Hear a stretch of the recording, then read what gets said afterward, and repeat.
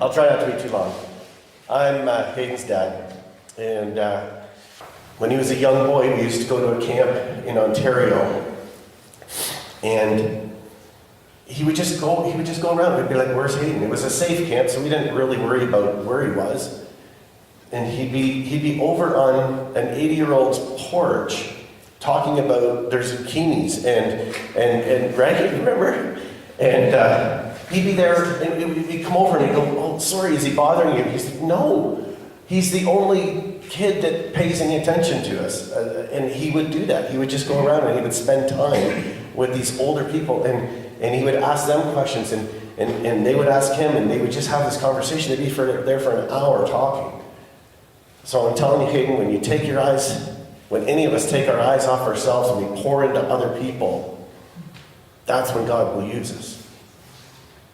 God wants us to pour into other people, and that's what Rock Solid has done for you. Something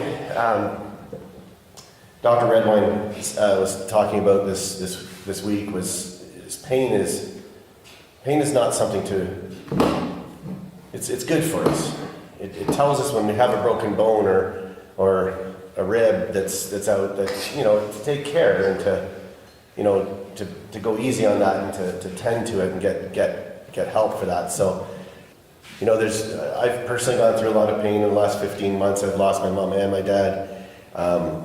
Hayden coming here, that was before he came here, was an extremely painful time for Tracy and I, and we didn't know there was any answers out there. We just prayed that God would provide something. I mean, we called everywhere to try and find help for him. And I mean, you're in the middle of COVID, and nobody, even counselors, were not seeing them in person, and it was really, really difficult. And I remember Tracy sent me a text one night with the Rock Solid link on it. And I clicked on it, and I was like, wow, we need to call tomorrow. And we called, and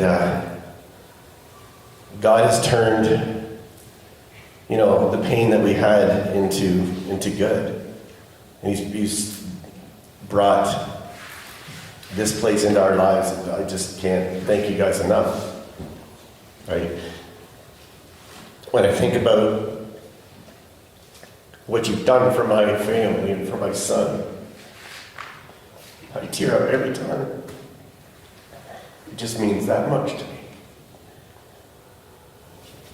And I thank you from the bottom of my heart for everything you guys have done and will continue to do for our family. And we're praying for the rest of you kids that are here.